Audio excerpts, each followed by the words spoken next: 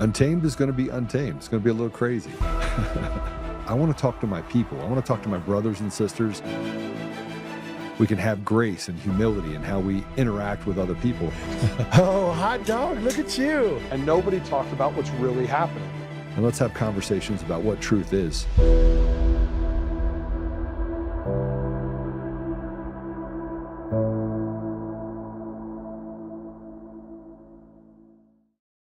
Well, hello, welcome back.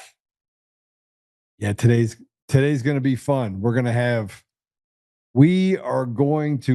a fun, very spicy show today. I'm good. Hold on, Casey. They can't hear you yet. So, yeah. No, I can hear you. I can hear you. They can't hear you. We have Casey joining us, and before I bring him on, and we're going to talk about all sorts of stuff. And frankly, his latest episode, I have a cut from it. We're going to talk about it, but I'm going to tell you that he's like my spirit animal. I don't watch a lot of podcasts, but I watch his, his and Kyle Seraphin, the two that I watch, and I think he'd probably agree. Kyle and him are spirit animals. We're all spirit animals together. Matter of fact, when things hit the fan, I want to be in the foxhole with them. And I hope we don't have to be, but I think it's probably headed that direction. But before we get started with Casey, I want to bring something up. Every day we're confronted with more stupid. And it's not even a fun stupid. It's like a stupid. Just imagine being as dumb as you possibly could be, and then just put those words into the mouth of a politician. Well, Hickenlooper started out this morning, and he said, "We live in the wealthiest country in the world, and your health care is out of reach for millions. We're in the middle of a full-blown health crisis, and Republicans refuse to work with us to fix it." and I kept thinking to myself, is it that we don't want to work with them? And I was like, liar. Your idea of fix it is taxing the people in Bolivia. Over 9% of the population with a life-threatening condition seek medical advice and services outside the United States. More people now have no coverage than ever before. Healthcare companies record profits. Costs for Americans is nearly more than their rents and mortgages. You liars cannot fix it. You cannot fix your own lives. You drain the people dry of their refuge, spew ridiculousness, while at the same time saying, we are here to help. You don't help, you destroy. You literally demonically have destroyed everything that is good and replaced it with chaos and misfortune. Anyone that speaks up, you censor. You have banned or used the strong arm of the media to ridicule and defame. You people are literally the axis of evil. So with all due respect, of which you deserve none, piss off, liar. So I didn't really have a lot to say there. As you can see, I was trying to be nice when I put that up. And then we had Patrick Byrne put up something regarding Dominion voting systems. I did a 50-minute long video on Facebook. I put it out on Telegram as well to try and explain the fact that why is it that all these people that want to talk about elections and they want to tell us that they got it figured out and they were first to the list and I was the first one to report on it. Just remember on October or November 11th, I was the first one to put it out. I was the first one. I was the first. And they're fighting over who gets credit for the ridiculous. And so I had to put up something before that said, well, if you want to be technical, I was the first. Because it was November 6th, I was up hunting, and that's when I uncovered Dominion and Eric Coomer, which, by the way, you guys won't talk about Eric Coomer. So Dominion, this is what Patrick says. Dominion State filing said that the firm has simply changed its name to Liberty, and now Dominion's lawyers advise that the corporation was closed and all of its records set for destruction. Rock per 18 USC 1519 is destroying documents currently in use in civil litigation, a crime. And, Grok complied and said, yeah, it's a crime. And, I know this for a fact because our lawyers tried to subpoena Dominion voting systems. And I wanted everything, emails, everything that they had. And so they said, well, the Dominion's closed. It is no more. That's what they told our attorney. See, the fact that we actually can see all this on the surface, and we have media types like Kyle Clark and these people walking around saying, oh, Joe's calling for violence. You stole the election. You stole the voice of the American people. You actually, what you did led to the death and destruction of millions of Americans. You deserve to hang by your neck for treason. That's what you deserve. And so by saying that Dominion can do whatever they want because they own the judiciary, I'm going to say it. I'm going to say it again. I'm going to say it for the people in the back of the room. President Trump, go ahead and sign the Insurrection Act. Arrest 50,000 of these people. I don't actually care. And if you need people to be conscripted for the military service and it becomes a civil war, I'm all for it. Why? Because we cannot continue to go down this path where we play as if we can pretend that things are just going to be okay. They're not going to be okay. They're not going to be okay until we decide that we're willing to take things into our own hands. I don't even know if I want to cover this. This is a breakdown of Trump's new savings accounts. Forget it. Let's go ahead and play it. This is how these accounts will work, and how others, as we've been saying, can get involved in them. The parents can contribute up to $5,000 annually. Mm-hmm. Employers can contribute up to $2,500. And this is just one point I want to make here that I know you would want us to highlight. This is pre-tax income, okay? The vehicle matters here. So this lowers, you and your spouse make a certain amount of money. If you give your child $5,000, you take that out of your pre-tax income. So it lowers your taxable income and allows you to pass it on to your child. You know what this is? It's not just good for the kid. Everybody who contributes to this is getting a benefit from it. And again, it's not we're making you do it. It's we're inviting you into prosperity, and that's going to be so much more motivating than any kind of tax requirement the government's going to put on you. Okay, so let me also tell you that congratulations. So your tax rate will go from 56 cents on every dollar that you spend to 55.5%. And I forgot, on the other side, they're going to raise gas tax. You cannot, I'm telling you, no matter where you go, you can't escape the fact that you shouldn't have to pay over 50% of your pay to the government, period. These guys are giving it to Somali bandits by the billions. But don't worry, Tampon Tim is here to tell you that starting on January 1st, 2026, you can now have family bonding time that's paid for by the state of Minnesota. You can't make this up. We're going to talk about with Casey. It's got to come up. Play it. We were over there because Martha has been a big proponent of our paid family medical leave program. Starting in Minnesota tomorrow, everybody who had a baby in 2025 can apply starting January 1st to get their medical leave. And on January 1st, everybody can. There's no reason that you should go broke because you have a baby and you can't bond with them, family member's sick, or you're sick. Here in Minnesota, we take care of our own. And guess what happens when you do this? Businesses are stronger. People are more loyal to their employers, and we see better productivity. So I just want to give a big shout out to Martha, all the crew that's over there at Marty's Deli, and they follow Hope's TikTok, so that's why we're doing it. We're saying hi. If you're in the wonderful city of Minneapolis, go check it out. The back of this says pickles, breads, and spreads, all three things I survive on, so I can get behind it. Go to Marty's Deli. I don't even know what to say.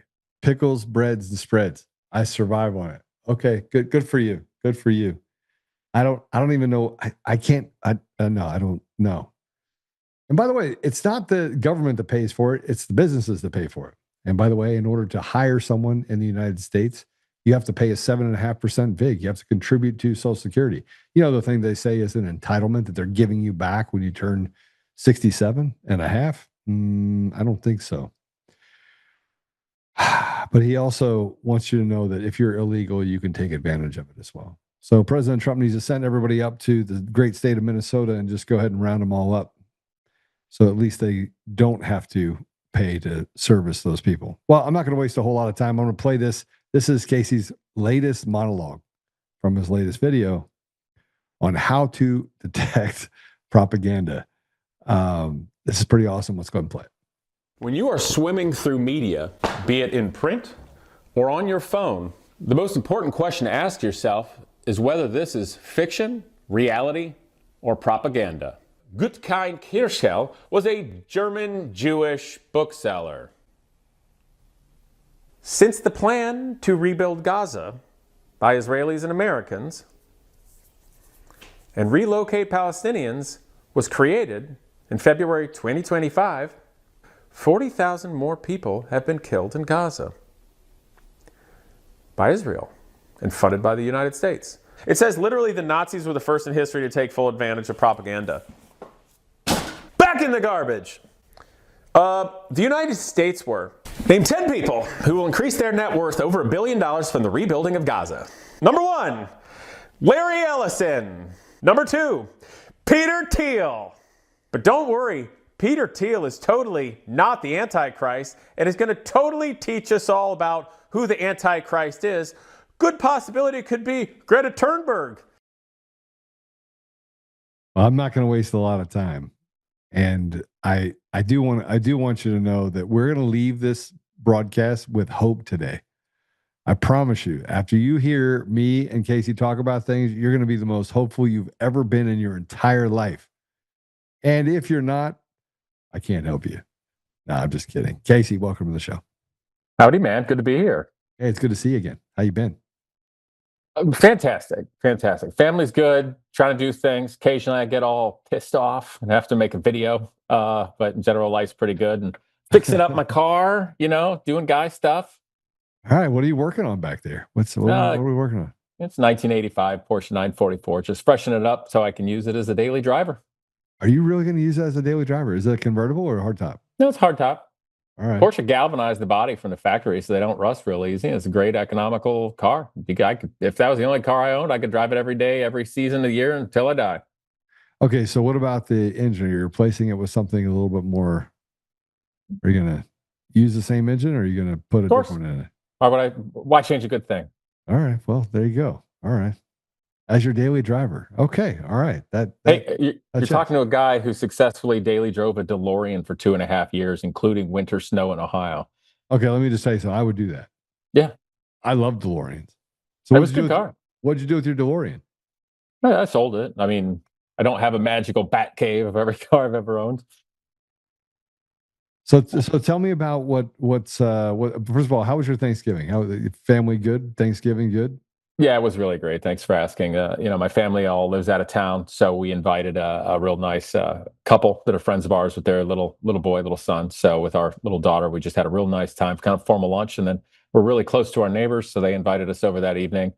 So we, you have your own family when your real one's far away. How about you? Absolutely. It was great. It was terrific. We went down to Texas, San Antonio. Mm-hmm. And we decided to go to a restaurant and eat. We actually had this whole dinner planned, and then our friends called and said, "Hey, the kids are really sick." So I looked at my wife and I was like, "I am not making a big spread for just the two of us. So let's just go to a restaurant." So we did. I get it. Well, Thanksgiving for us, the morning, the little one actually enjoyed watching the Thanksgiving Day parade, which is a funny thing, I think, for men that are middle-aged and a lot of people, because it's supposed to be fun. But then you watch it, and all I can think is, God, how old are they? How old am I? What has happened to America? And that's what happens to guys like me. And but the wife and kiddo liked it, and then we had a lovely meal, and then I did dishes for many hours. I bet. Well, I didn't have to do any dishes. Well, I mean, I did, but not as a result of dinner. Yeah. I want to jump into this because,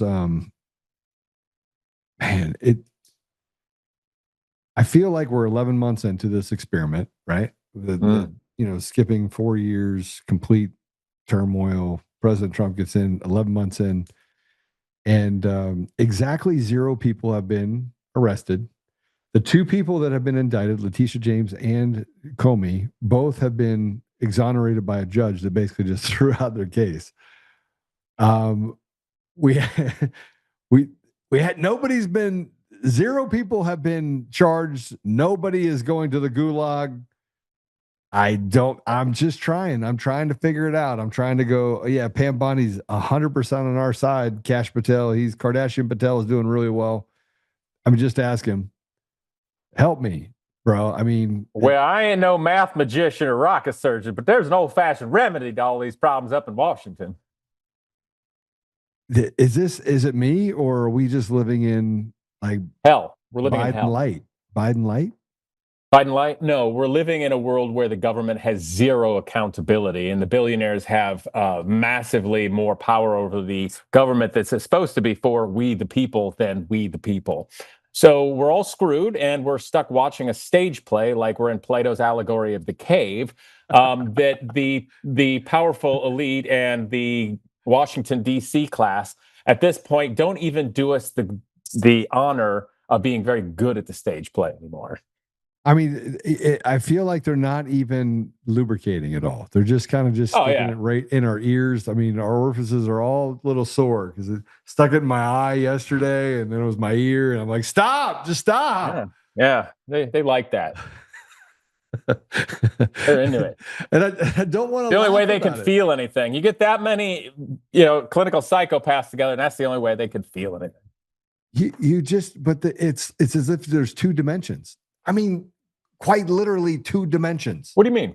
The government can operate with absolute impunity, do whatever they want, and the American people get punished.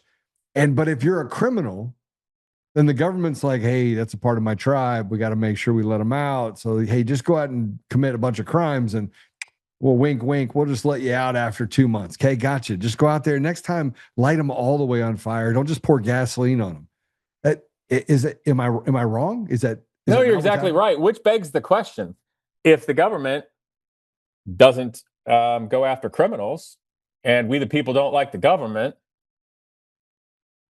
what difference does it make if we all become criminals? That's what they don't want you to think. And frankly, that's what I don't want to think myself.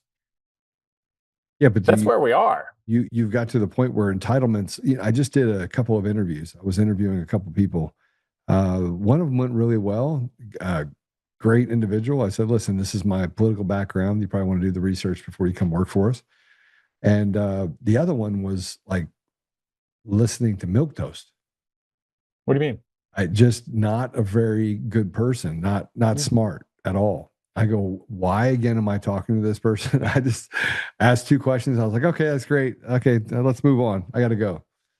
Because I typically, when somebody comes work for the company, I at least have a conversation with them so that they know that they're getting into the bee's nest. But look, it doesn't seem to, you have states that are captured, you have people that are captured, you have a system that doesn't allow for people to have any sort of seat at the table. And then they're surprised by the outcome, but they tell us, hey, look, violent crime's down 20%. And I'm thinking to myself, from what? Where? And let's say that's true. Opportunity deserts are growing faster than we can. The kids are getting out of college with no opportunity to get a job. None.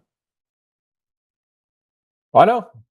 Been going that way for a long time. You can get federal student loans for a degree in fine arts with absolutely no direction to get a jobs or any mentoring with that, or even any actual jobs. So it means universities just get to pilfer the money from the future of young people, selling them lollipops and unicorn farts and destroying tomorrow. All right. So what's I almost said what's the answer, but I don't really want your answer to that question. Political discourse. The Republicans and the Democrats are both unhappy right now. Would you say? I mean, you're not happy. Oh, I would agree. In fact, with my so-called political crash outs, that really came about when I had it with the Republican Party. Like, I'm done. This is bullshit. You did nothing but rug pull all of us, lie to us. This is all a effing joke. I already realized that of the Democrats. So I just started speaking as a person that thinks. That's it. And what's amazing is the amount of people subscribing and coming over. I've got liberal women in California watching my show and agreeing. That should tell us all something, that independent thought's the most important thing. And I'll mention this. So you hear everyone speak about the uniparty. Two wings of the same bird or two cheeks of the same stinky asshole. Well, that's right. And that's very depressing. However, you're looking at a two-dimensional picture. Flip it around and look at the backside. When you realize there's a uniparty, you also realize there's no left and right. There's just people. And if you stop thinking left and right, you'll realize mostly everybody agrees. And then you have the chance to possibly lead. And I think that's the weird sort of Alice in Wonderland mirror magic that they don't want everybody to realize, is that you can look at this uniparty BS from the other side. Yeah. So when we look at it from the left and the right, I mean, just from my perspective, I'm more concerned about the right than I am the left, because the right is actually in charge right now. They have all the levers of power. I mean, if you want to, they have it. Well, to be fair, it's not the right. Are they? No. What's the administration doing that's anything that they ran on? Well, what are they doing that's anything of what the conservative party and the so-called right is? Yeah, I think there's genuine fear that if they give back power to the people, and I'm talking about free and fair elections, with in-person voting, get rid of machine, the mail-in ballots, get rid of all of that, that the American people will literally destroy everything that they've done and every mechanism that they've created, because Maybe, but who's the they? Well, I mean, look, I think most people agree on most things. I think take social issues, put it aside, they still want life, liberty, pursuit of happiness for their children. If you take out grooming out of the institutions, so the educational institutions, a large part of those kids are ill-equipped to go out to the real world to begin with, right? But if the parents, it's not because the parents don't want them to be equipped; they just don't recognize that the schools aren't equipped to equip them. Yeah, I mean, it's been a long time since we had shop and home ec and things that actually help people be a functioning member of society, and it's long since we've gotten into, I mean, the last 4 years of grooming, DEI, hide crap from your parents, you'll be considered a terrorist if you go to a school board meeting kind of BS. I've been thinking on different kind of philosophical and I've been flying at different altitudes lately, taking different views than just school boards and being bogged down at the bottom. Because what family, what mom doesn't want to know what's going on at school? What parent doesn't want to actually get to say that they get to say over what their kids can or can't do? What parent doesn't want the teachers to have a certain distance from that and no ability to take power away from the parents? I don't know any, unless you're literally a sick wacko or being paid. So, the school board issue is not a right or left thing. It's a power thing. But as long as we keep thinking it's right and left, we'll never realize that. Well, that brings me to the platform discussion. With the platforms on both sides all say the same thing. They mimic well, we want to make sure that we improve education. A bunch of stuff that you can't ever get to because you never actually get to the problem. You always service the symptoms.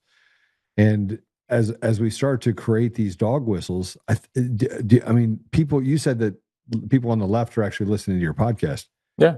You think at some point people have actually just gotten to the point where they're like, listen, it's not getting better. It hasn't gotten better over the last 20 years. It's gotten progressively worse.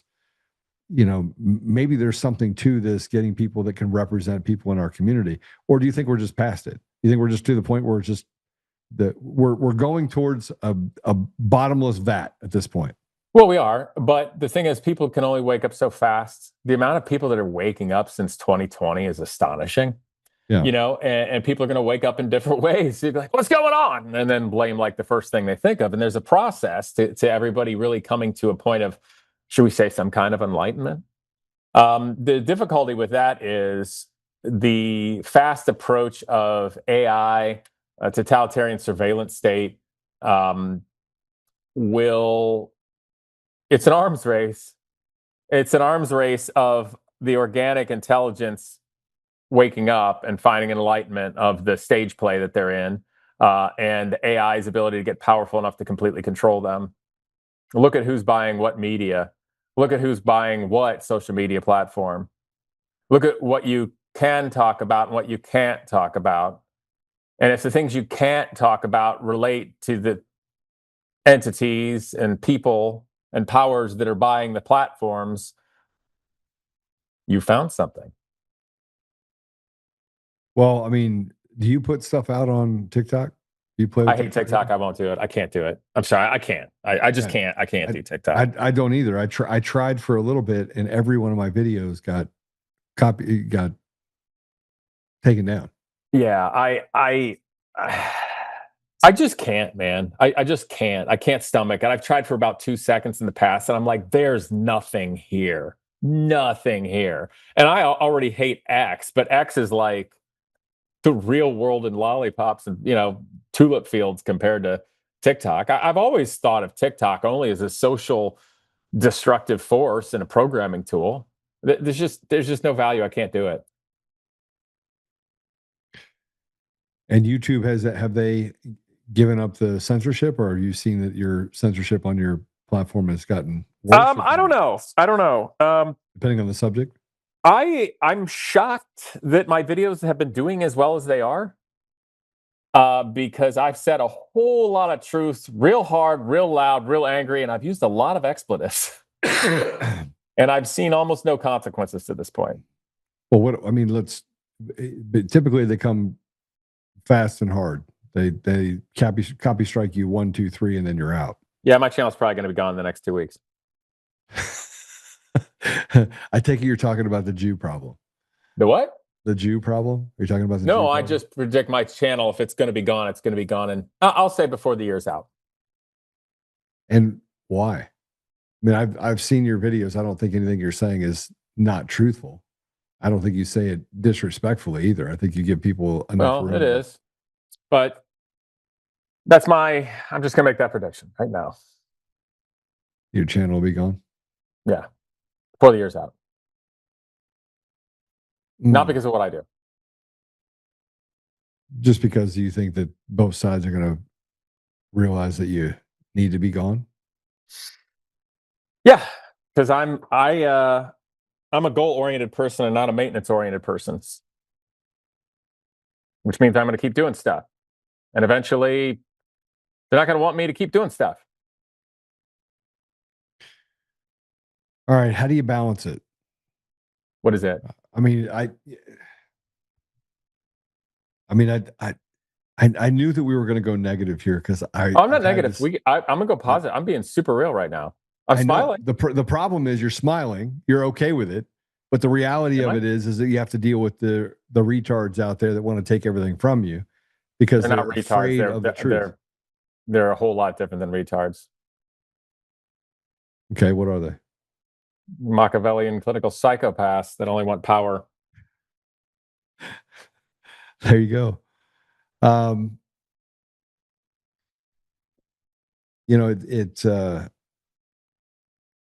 got called a Nazi on Monday. You're a terrible Nazi, by the way. I am, aren't I? I mean, look at you. They were so much better dressed. If you were really a Nazi, you'd be better dressed. I don't really. Frankly, I think that's probably the one thing that would differentiate me from being a Nazi. I'm sorry, I didn't mean to actually. I was joking around. Like this whole Nazi thing is so stupid. No, listen, I think that at some level, the dog whistles have gotten so loud that the people that know what they mean don't even pay attention to them. But you have this entire class of people, including a bunch of bots, that frankly are it's debilitating. You want to just step away from. I want to step away from social media altogether. Just be done with it. Yeah, here's the thing.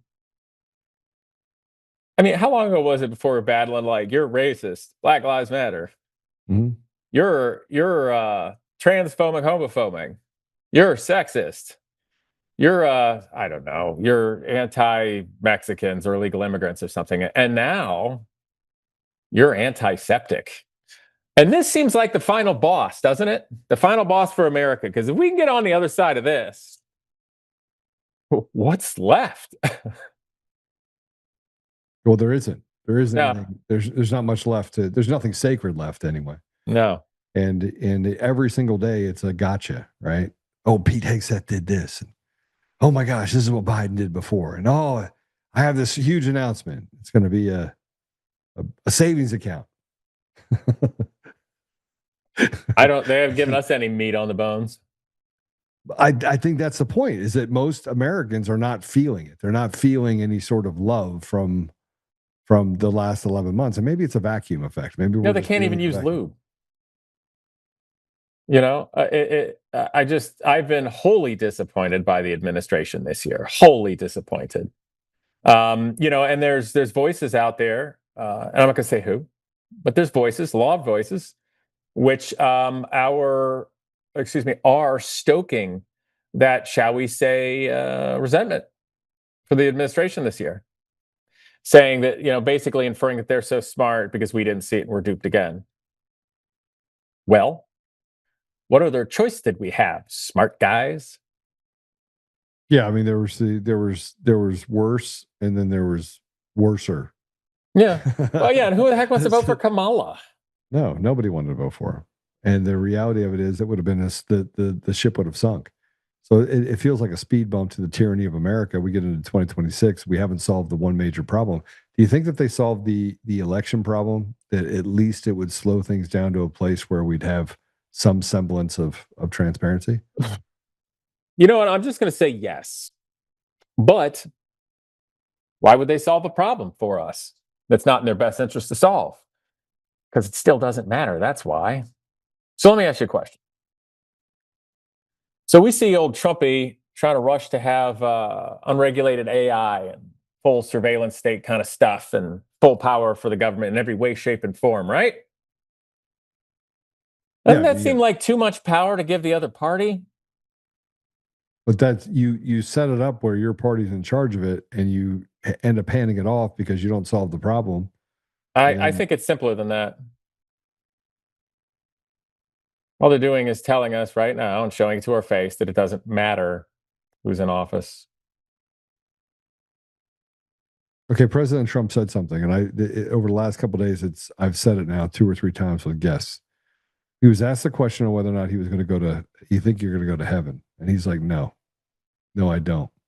You think there's something to that? Yeah.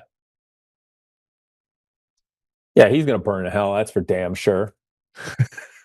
Why don't you ask AI? Just ask AI. Name a dozen or more people that will increase their net worth more than $1 billion from the redevelopment of the Gaza Strip, which can only happen if it's war-torn rubble. And then look at rubble. Yeah, and then look at why. Look at when the leaked document from the White House was originally created to show the redevelopment of the Gaza Strip and who's doing what, where, when. And then give consideration to how many people have been killed by whose hands, funded by whose dollars since that time. And then why don't you just cross-reference it to all the things in the last century that we all consider the worst evils. And then objectify a scale of actual morality and decide where on the scale this one lies. All right, but let's be honest. If you use that as an indicator for what's right, I mean, we killed 500,000 people in early 1990s, or middle of 1990s in Iraq. The United States has a lot of bad things. Since World War II, we've killed more people than ever died in World War II. We have privatized wars everywhere. We have the CIA that runs amok all over the world. We have reports that run just more came than out. amok.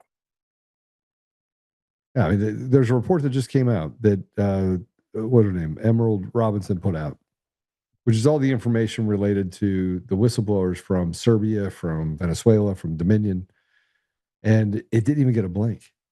Of course not. It's as if she threw a bomb in the middle of the forest and nobody even knew the bomb went off. I mean, there's not even fallout from it. And I'm thinking to myself, why is it not the biggest story out there? Why is Fox not picking this up? We have all the information. Well, hold on. Why? No offense, but why would you even say, why isn't Fox picking this up?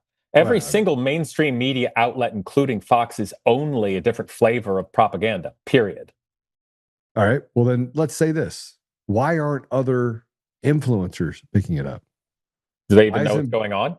And here's the other reason why. This is simple. They're too busy fighting. I mean, they're too busy fighting. Why? Because that's what the algorithm likes. That's where they get the damn views. So that's what they keep their eye on the ball. They keep their eye where the algorithm is. They all chase it. You know, the sad part about what you're saying is that it just doesn't matter. We're just running in a circle. We're basically like lab rats running on a wheel. Yeah. I don't want to be a lab rat, damn it. So the question is, how many steps are we away from a kinetic time? I think we're already there. And what are they? I think we're already there. No, we're not. I don't see anything going kinetic. Well, then the fact that you had a guy shoot a 2 National Guardsmen.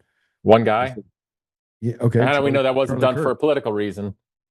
And how about Charlie Kirk, right? I mean, we have the more. Well, there's political gain to be had out there. Things have to happen in front of everybody's faces. That's my point. The people become the useful idiots. The people become the victims. They put these criminals back on the street. I'm sorry? In our own stage play. And we sit back and watch it. And we say to each other, what are we going to do? What are we going to do? Anything other than what you're doing right now.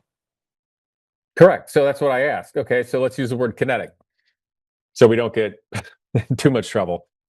So that's a real thing. So how many steps is America right now away from going kinetic? And the question is, what are those steps? And what does it take for each one of those steps to happen? And the reason I'm bringing this up is so we can figure out another path.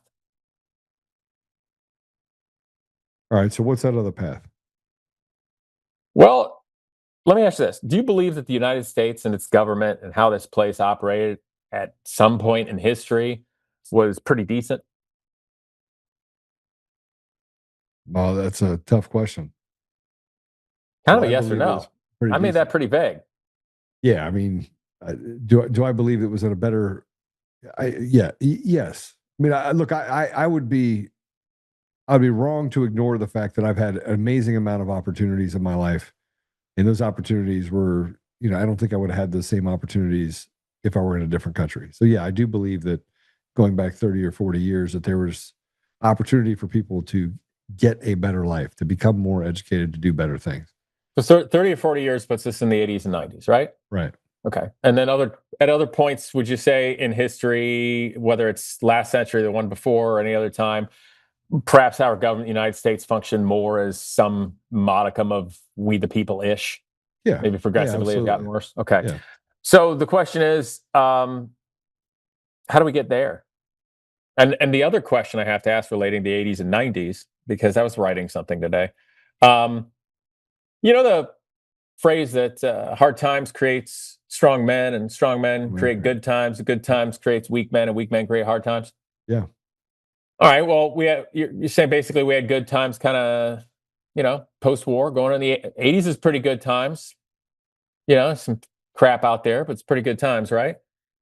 So we're creating a lot of weak men out there, so to speak, and that's facilitating or creating bad times. And I would say it's the weak men, the weak, complacent men and women.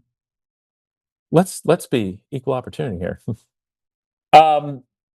They've facilitated the bad times created by powerful, manipulative people. So what's the solution to that? We can forego complacency and indifference and push back, even though we're just comfortable enough not to care. I had a young person the other day. I hung out with him in a while. Makes a little bit of money. He's got a job. Still lives at home. It's a hard time out there nowadays, so I'm not knocking that, but he lives at home, so he doesn't have that expense. I don't believe that he has a girlfriend, so he doesn't have that expense. So he's a single guy with a sports car and likes to go shooting and whatnot. And we were having lunch, and he told me he doesn't really care about politics, doesn't really care about what's going on because he's doing well. That is the worst possible answer and position to be in. All that means is you are exactly what they all want. Go? I was kind to him and I listened to him and I said, hey man, it may feel like it now, but you can't afford to not at least pay a little attention. Or by the time you actually get up, you'll be in a position where you won't be able to pay attention. Yeah. Won't be anything left. Yeah. So, okay. Life's a lot simpler than we make it. My granddaddy, he was a World War II vet, doctor of optometry for his whole life. Didn't miss an Ohio State football game for 50 years. Ohio State home game, I should say. He'd always say, "There's too damn much government." He's right. The worst thing is, though, there's no accountability for the government. We have no accountability. Our legal system's totally skewed against us. Lawfare is very real. No normies have defense. And the only reason they keep up the stage play is because the status quo is to go along with the stage play, and the industry is kind of centered around it. It's just that it's like the DMV. Like, the DMV doesn't have to give you very good service because it's not private interest, it's government, and that's the way it is, and you're stuck with it. So the government doesn't even give us the good service of giving us a good stage play anymore, which is bad. So, okay, kinetic, right? A revolution, something of that nature.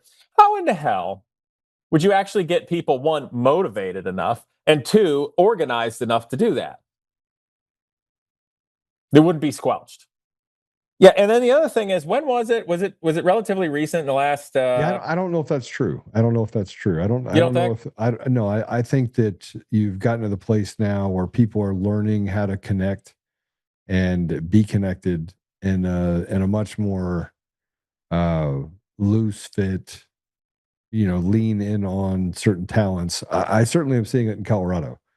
We have these brotherhood groups that are being created everywhere, and we're testing it. We're testing the groundwork on whether or not that gives people the opportunity to stand up for people in our community. So, to be fair, I do hear some things like that out here too.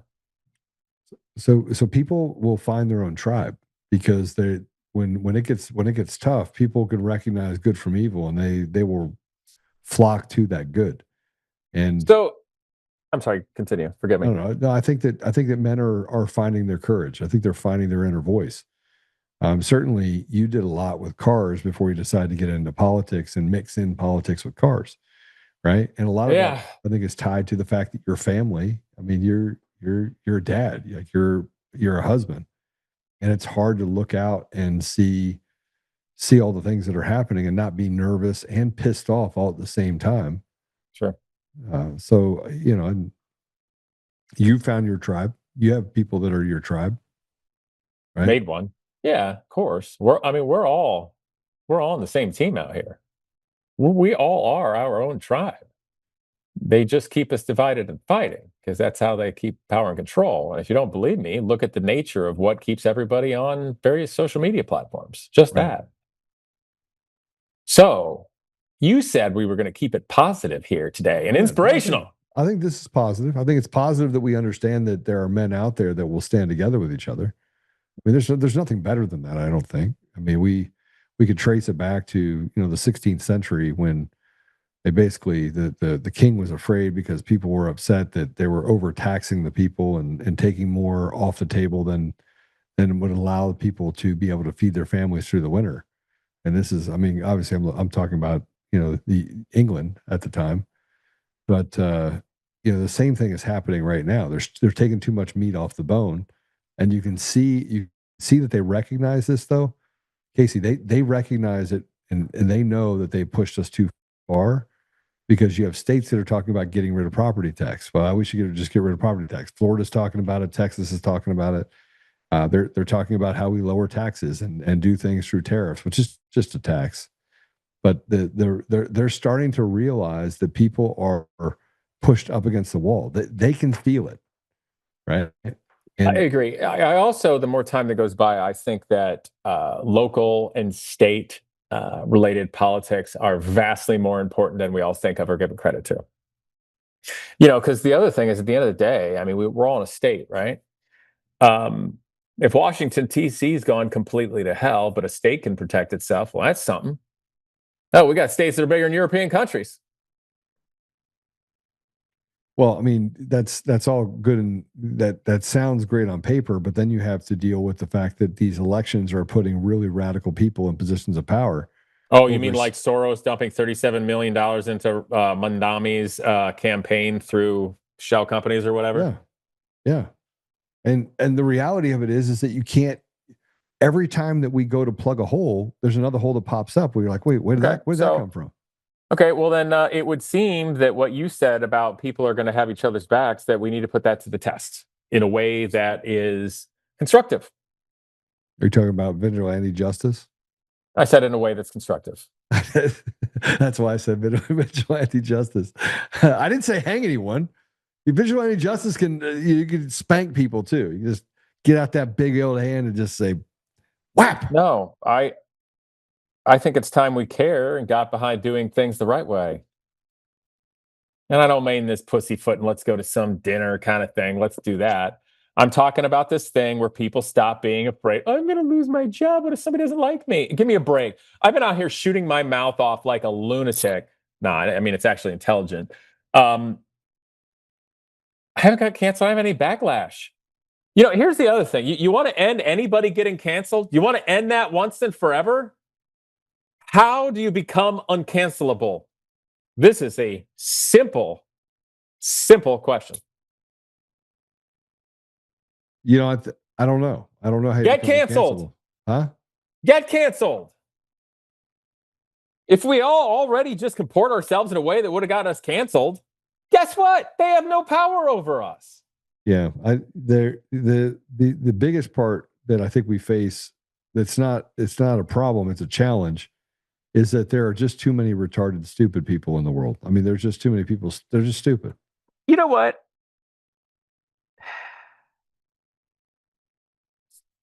It's still a first world country. There's still people are going to be herd mentality at some point, but there's so many dang smart people out there. You know it with the internet. How many, if you say one little thing, how many people are going to have a comment and call you out and check that? How many people will gang up on silly things and idiocy? I'm going to say something about that. I have heard, they say boomers in a negative way. It's like, well, kids today, they don't care about older cars. They don't care. Why don't they care about my 65 Corvette? No, they don't want to work with their hands. They don't want to do this. Well, the reason they don't want to do anything is they don't care is you never made it matter to their lives and you never shared. You didn't give a damn about the young people. And if you don't give a damn, guess what? They're not going to give a damn. So I'm not going to call a public stupid anymore and retarded. I might call an individual retarded because their actions are retarded. But I would actually, in a nice way, I would suggest to you, let's not do that anymore because it's a fucking cop-out. All right. I think people are a lot smarter than that. And that's the only way we're going to get them together. We're going to tell everybody they're stupid and retards and they're not going to do anything, or we're going to say it's like, well, we can individually call them stupid and retarded. You know what? No one's stupid and retarded anymore. They just are what they are. Nobody calls anybody a genius unless it's ironic. We don't even call people criminals. Let's call them criminals. Well, you can't do that. But why not? Let's talk about the furries then. So they don't lack some brain cells? Probably plenty of really smart furries. But they have found an unusual alternative lifestyle because there is something in their life unbalanced. Yeah. So what is it? Yeah. You know, and the other thing is, how many of these people doing what we would consider freak stuff in the last however many years are doing it because they get attention and shock? So what's wrong with society that they have no attention? They don't get any attention, or they don't feel satisfied in their life with the community. What is it? Well, I think that's really it. You just put your finger on the pulse of the fact that people feel invisible. They don't feel like they have any. They don't feel like they matter. They don't feel, and you can hear it by people saying it. Like, it doesn't matter. I can't change anything. I can't change anything. Yeah, well, and they also compare themselves, and that is the mental illness that comes along with social media. Who controls social media? How do they stay in power and wealthy? How do you get people from ever organizing or doing anything and kicking people that are powerful and wealthy and manipulative out for anything better to happen? Well, I mean, do you think there's something wrong with people being wealthy? I mean, is that no, but I will tell you this, and if I sound like a lefty of some sort, I don't care. I'm really tired of the billionaires. I'm really tired of all these rich billionaires. And here's the reason being. They have no creativity. They don't give a damn about us. The few that act like they do, they don't. Look at their actions. Give me a break. Like Elon Musk, everybody still seems to like him to some point. Oh, really? You were a leftist for how many years when you could suck off the American teat to build your car company and pretend you're saving the environment when you're not? But suddenly now you want to be right wing and you're all sad because the left transed your kid. How many baby mamas does he have with how many kids running how many companies? You think he spends any times with his kids?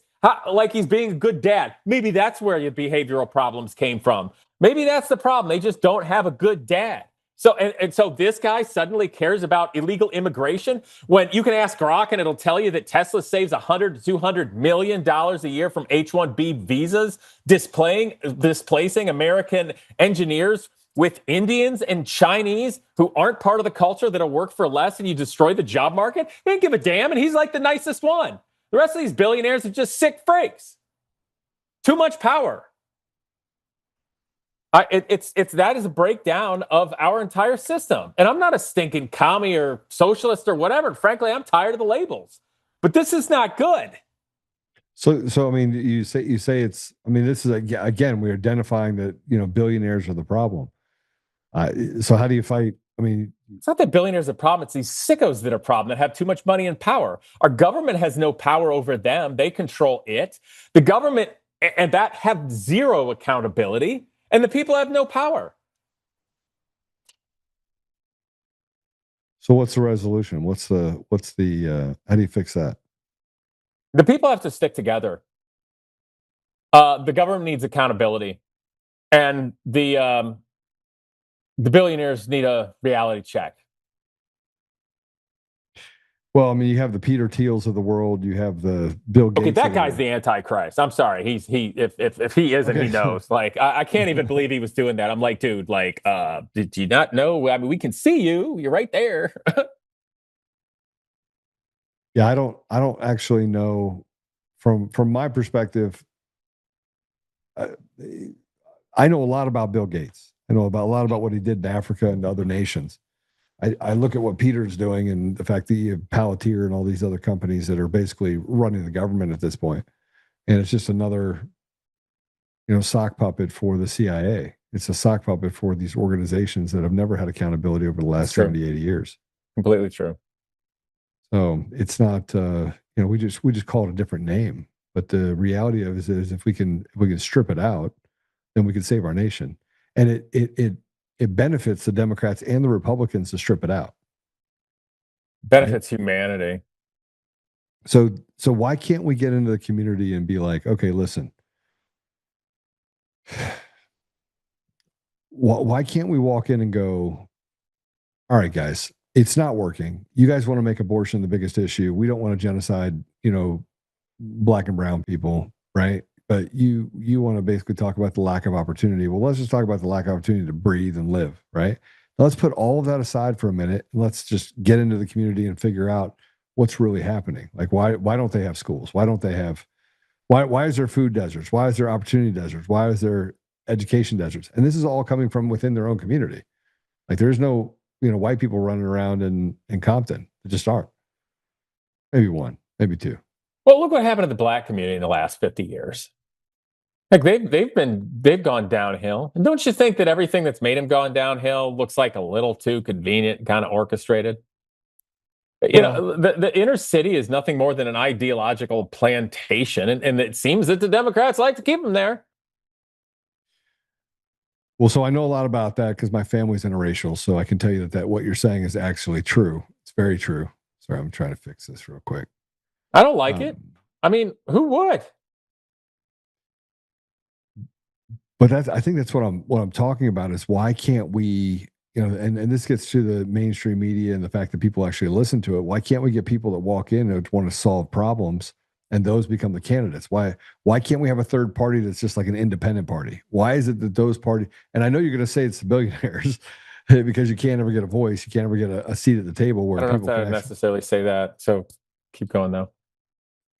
But how do we not have a third independent party that has some leverage in order to protect the people? Why is it we can't? Nobody organizes well enough. Nobody organizes well enough. This is where our country's evolved to.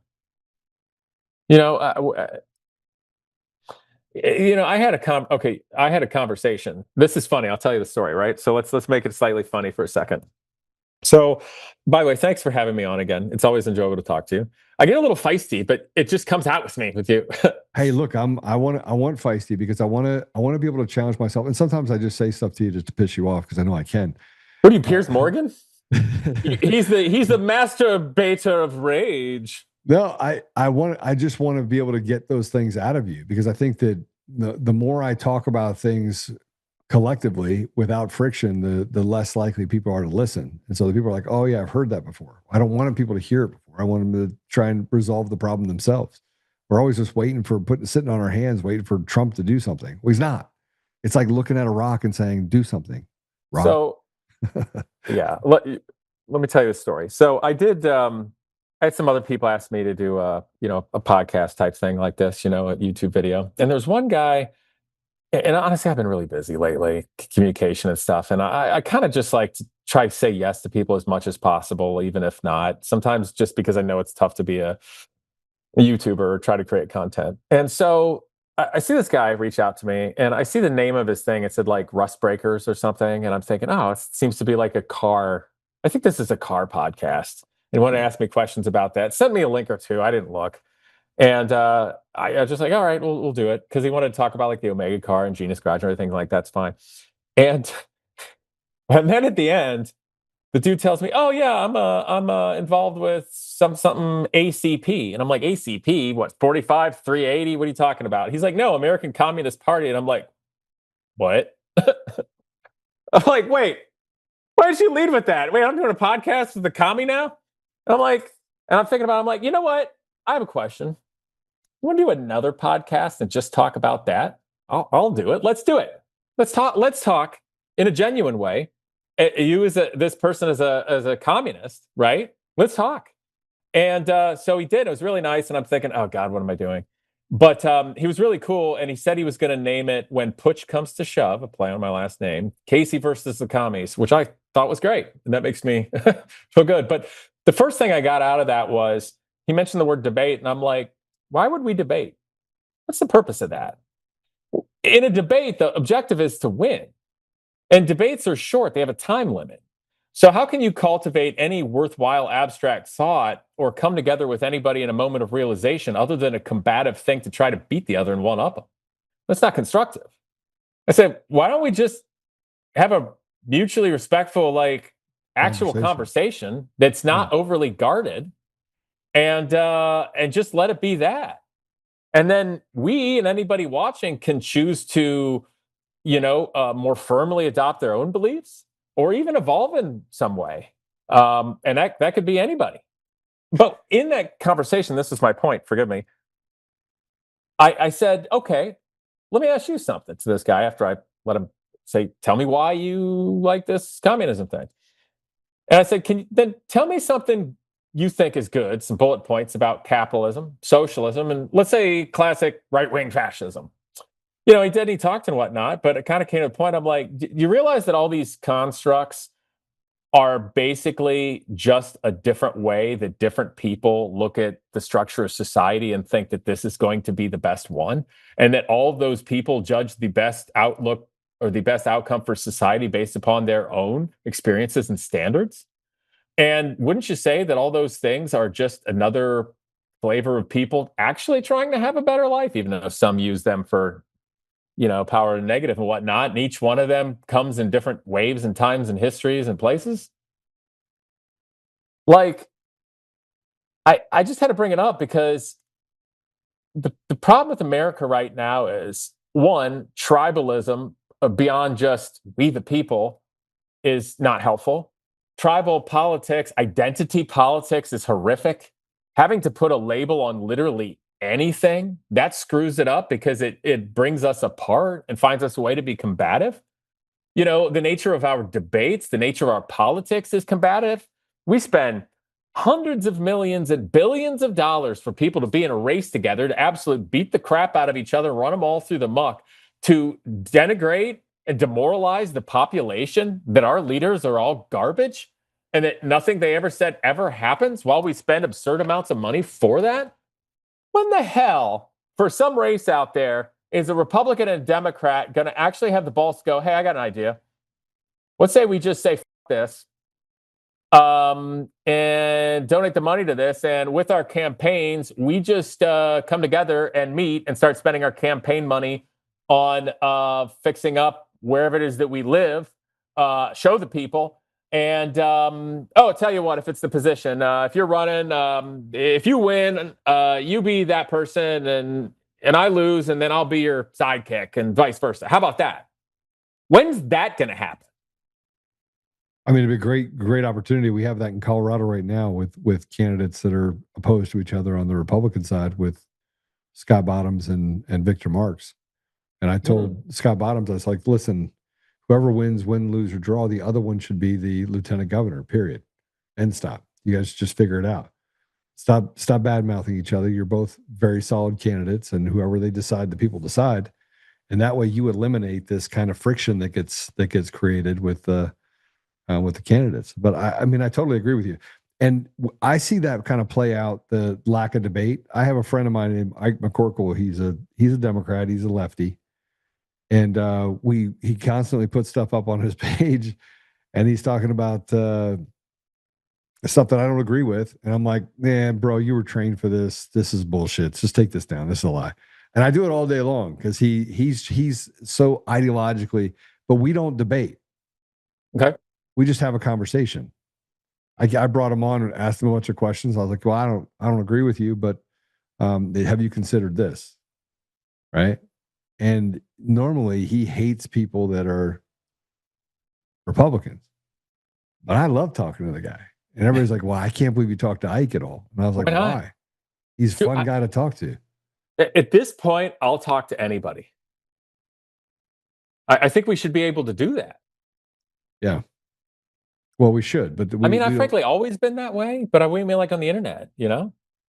But the problem is on the internet, like there's certain people that I frankly have no love lost for. I don't have any love lost for leaders that are. Oh, there's some people I might talk to, but I might tell them what I think. Yeah, I mean, look, I called for, leaders in the state of Colorado to be tried for treason for stealing elections, and so they should be hung by their neck. Yeah, military tribunal, hanging is still a acceptable method of capital punishment. Well, I mean, I tell you, they put it all over 9 News. Like this guy, Kyle Clark, who just loves me. He's got to love. He loves me. Guy loves me. Watches the show. Detecting sarcasm. No. He must have like a crush on me or something secretly, because the guy does, Channel 9 news at the top of the hour. I mean, this is what he does. This is the #1 news station in Colorado, and he does nothing but talk about me. In what way, may I ask? I called for violence, and MAGA podcaster Joe Oltmann is calling for the release of Tina Peters. Tina Peters shouldn't be in jail. 9 years. You let a guy out that was trafficking enough fentanyl to kill everyone in the state of Colorado. You get him off on probation, and you put this woman who's a Gold Star mom, 70 years old, in prison for 9.5 years. You make it make sense to me. You can't, right? So, but I digress. He's one of the people that I frankly would want to be, frying a hot vat of acid. Yeah, I've reached a point where, if you notice, I kind of gently closed my eyes for a moment, went silent right there. Mm-hmm. That's when I have a lot to say and choose to say nothing. No, keep saying it, man. You don't have to hold anything back with me. Nothing. Because I don't care. I don't give a shit if people like me or dislike me. Right? They keep coming to watch my podcast. So, I mean, it's whose country is this? I mean, whose country? It's our country. Is it? Well, not technically, no. Isn't it? Then whose is it? We don't own anything. Oh, don't we? No, I do know of this. But say we all decided we just don't give a shit about that, and we want things to be a certain way. Yeah.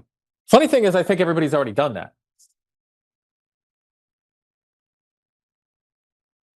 What do you mean? Okay, so the criminal that slit the throat of Arena, right? We all saw that. Yeah. Tell me who feels good about that decision, and that was good that person's out, and that she's just a sad, symptom or side effect. Tell me who. No one that I know of. No, except the person paying the radicalized idiot judges that let them out, and those radicalized idiot judges, right? Right. So who are they, and why are they doing it? Well, look, that's the $1 million question: is why would they be returning people that are criminals back to the streets, unrehabilitated, knowing that they're unrehabilitated, just putting them back on the street? You know, other people are having this discussion right now, so don't feel that I need to. But it's funny how nowadays all these things start pointing to the same thing if you paid enough attention for long enough.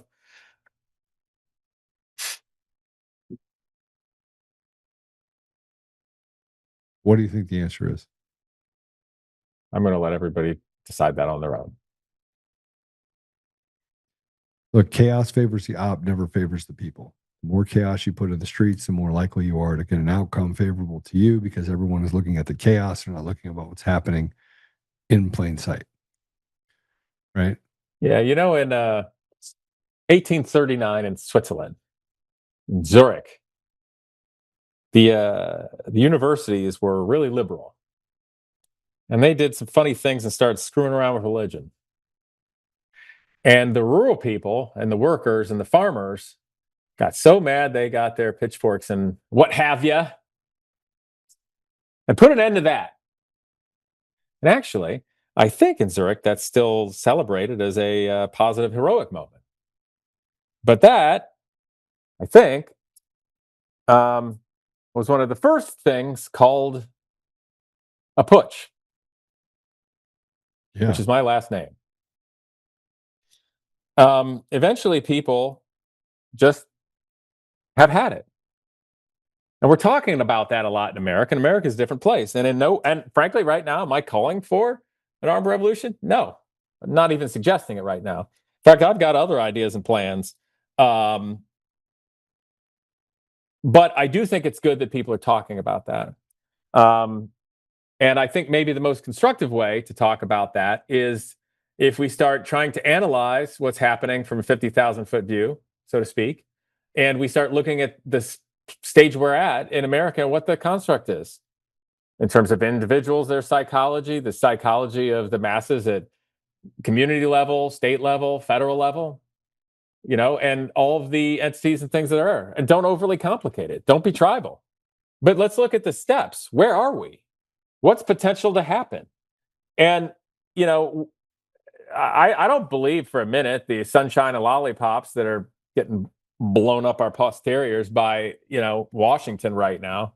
Oh yeah, Donald's going to get rid of income tax. Oh yeah, and AI and autonomy is going to make it so we're all rich, Elon. Yeah, sure. Maybe things will help out eventually, but it's going to get worse before it gets better. The other thing I want to say is a lot of people nowadays talk about how this time in history, the world over and the United States, relates to times and places of the first half of the 20th century. Things that relate to Europe and whatnot. Yeah, there's some similarities, but I would actually say that what's going on now more closely relates to the social, economic, and political struggles of the earlier industrialized revolution from the 1800s. With the advent of AI, automation, robots, etc., and control, it's like early industrial time when, you know, people that were skilled craftsmen losing jobs, but now it's going to be jobs that are white collar and such. And the reason I think that is I started reading some things relating to political upheaval and parties and the advent of Marxism eventually to come and whatnot, and looking at, you know, poverty and economy and such in the 1800s from the industrialized revolution. I'm like, oh my God, it parallels now.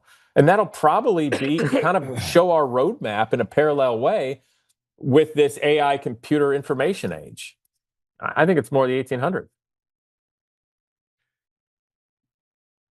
I mean, so you think that history is just like repeating itself? We're just in a sense, because it parallels the same thing. It just happens in a different way.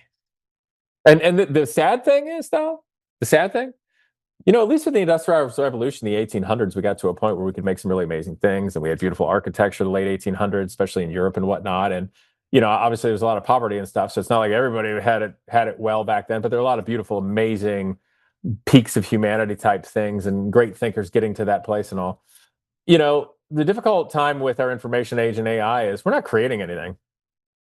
Sorry, AI porn doesn't count. That's bad news for humanity. AI is not creating anything, and the people are already lost anyway. So, like, they're not going to be taken advantage of when their jobs are gone by the powers that be. And the powers that be, what are they creating? Not a goddamn thing other than power them for themselves. Half these psycho billionaires don't even necessarily want humanity to continue. Look at Peter Thiel when he got questioned at. That dude's a freak. Yeah, when you talk about him, and you have Yuval Noah Harari, you have the World Economic Forum, you have their entire group of people that said they wanted to eliminate 95% of the population. Tell you what, let's start with them. You look at old Elon Musk. He wants interplanetary species and stuff, and he's tripping balls on ketamine or God knows what in the White House a while back ago. All these sick freaks kind of end up in the same weird controlling boat. There's too many people. We're building bunker. Like, the hell's wrong with these people? Just be a normal rich guy. Chase some tail. Don't be an asshole. Drive an old Formula One car. Get drunk once in a while. Like, they're not even cool. They're not even cool rich guys. At least Carnegie built us like theaters and stuff. What the hell are they doing? Nothing. Anyway, so I think it's a lot like that. But the AI problem is that we're not gonna awaken to anything good. Elon Musk says stuff like, "What questions do you want to ask AI? Oh, what's outside the simulation?" Well, dude, just the AI is not even really AI. It's machine learning, and there's a big difference between the two, right? I know. I just,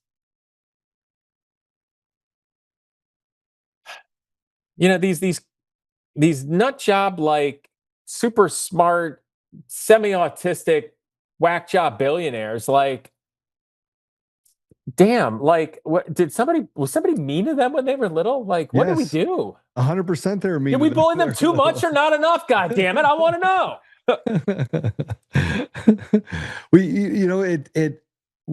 We could actually, you said something interesting. He's like, Joe, this is not rocket science. Just think about the simplest problem, and that's probably what it is, right? Think about it in simple terms, and that's probably what you're dealing with. And we've made stuff so complicated that we just won't press the stop button. Just like, hey, you know what? I got an idea. Let's stop. Like, can we just stop that? Just stop. Just stop. Right. We don't frankly live that long. No. Well, what are we gonna fill it with? What are they gonna fill it with? I want to download myself into a computer. Did you ever watch any sci-fi movies? Like, it didn't end well. I can't stand the thought of dying. Why? Everybody's done it. It seems like there might be something else there. People talk about that now and then. Well, I'm an atheist. I'm like, okay, then why do you identify with a religious organization? By the way, I'm not going to say who, but something else I've noticed of recently of some of these wildly powerful billionaires and whatnot. Why is it that I see a lot of these powerful figures, whether they're a billionaire or like a media talking type person or something, super identify with a religious group of people, yet it's pretty clear they're atheists, or they just say they're atheists? Don't you think that's weird? Yeah, I mean, we can talk about the Satanists too, right? I mean, the fact that I haven't talked about those people too much because I don't see a whole lot of them, or at least there's a lot of them. You think? Oh yes. In functionality or in title and functionality? The title and functionality. Really? What do you see? What have you seen? Well, I mean, look, I've been in.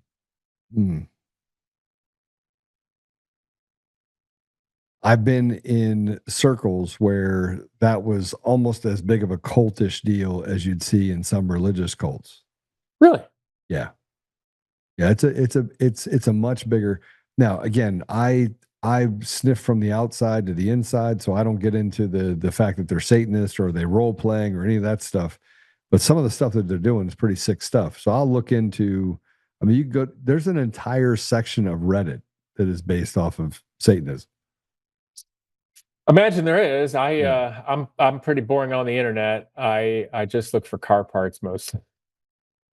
Yeah, I mean, it's a secret society, much like the Masons and things like that.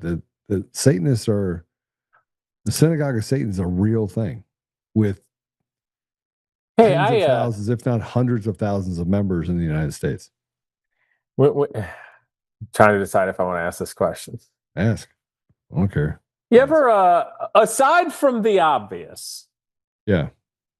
did you ever notice there were a whole lot of other groups that our favorite Austrian painter friend didn't like? Yeah. By the way, I say favorite Austrian painter friend in a funny way. What were those groups? They weren't the Satanists. You sure? Yeah. Well, I mean, what were the other ones? Who are you referring to? Well, I don't know if it's a conversation, but that's an interesting thing is with stuff, when you look at historical figures all throughout Europe, and obviously I was talking about Hitler in that regard. Yeah. It's fascinating because he targeted all kinds of things, including the Masons. Masons. Yeah, among other. And it's like, okay, why was he doing that? You know, like, and I just analyze it from a purely tactical sense. Like, why was he after these other things that nobody really talks about anymore now? You know, and well, I mean, look, I think that they should talk about some of those things, but it's kind of like it's well, you can't, because that whole scenario is used for basically only one purpose anymore, is to shut anybody down, specifically so that they can have a most evil figure, right. and anything obviously relating to Jewish people, or it's used by the Allied nations, of course, in Israel, and anybody that Hitler targeted as he's the most evil person. Okay, granted. But why was he going after all these different groups that nobody ever talks about? So, I mean, look, he went after the Polish too. And then, I mean, there's a lot of people that he went after.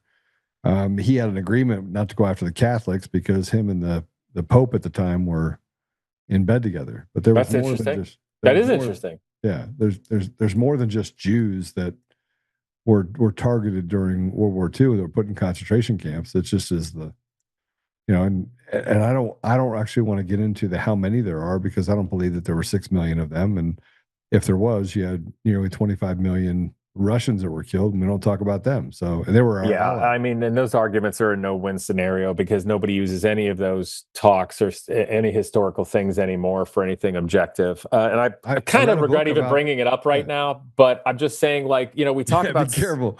We talk about so many groups. You're a Holocaust denier now. What?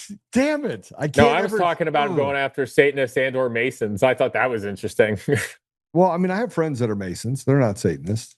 I didn't. Right? I wasn't drawing that connection, by the way. Yeah, but I mean, you have people say it all the time. Oh, Joe, you must be connected to the Masons. I'm thinking to myself, no, I'm not. But you know, I don't. I think what can be used for good can also be used for bad. So. Well, yeah, and that's why I don't like all these damn billionaires out there. Where are the I want to know. Hold on, this is a good question. Are there any billionaires out there doing anything constructive or good? Yeah. Who? Well, I mean, so I'll go backwards. So I knew of a couple billionaires. One of them passed away. His name was Ed McVaney. Okay. And Ed sponsored and built a school called Valor Christian High School. It's the Harvard of high schools in Colorado. Both my kids went to it. And he was probably one of the most amazing men you'll find. I think he was worth $3 or $4 billion. Died of cancer in 2020. Yeah. I'm listening, by the way. I have to text my wife in the other room. Continue. Yeah. So he was an amazing man, but he also had the patience of a lit piece of dynamite. Like, he had no patience. Like, it was just a matter of time until he blew up at you. And we would have some great conversations, but he was just a good man. He was just a great man. And when he passed away, it left a huge void, because I don't think that his wife and or his kids carried any of that on to the next level after he died. So that's an interesting point. Yeah, because usually it's the motivated ones that are doing stuff, and then the second generation always ends up trying to kind of live within the shadow and protect, and the third generation blows it. So I think for any generation, whether you have a business or a massive amount of wealth, you have got to cultivate standards in the next generations, and you've got to have people that you believe are going to see something through and not wreck it. Otherwise, that's how that always goes, man. Yeah, he was a great man. And there's other people. I mean, I could talk about. I know of one down in Colorado Springs. I know of an entire family in Denver. Just amazing people. And I'm talking like I've had serious conversations with them about even the stuff that, I try not to put out on the podcast of my personal beliefs, such as the fact I don't believe we went to the moon. I still don't believe we went to the moon. I think it would have been easier to go to the moon than fake it. You do? Yeah, I do. Speaking of somebody who builds stuff, I'm not being so arrogant to think that I could build everything go to the moon or even do it myself, but I'm saying I think it's easier to go to the moon than fake it. But back then, was it easier? They're smarter than we are now. They're way smarter than we are now. We are gutless, unthinking bunch of pussies that can't build anything. I'm just telling you that right now. Now it would take 7 refuels to get to the moon.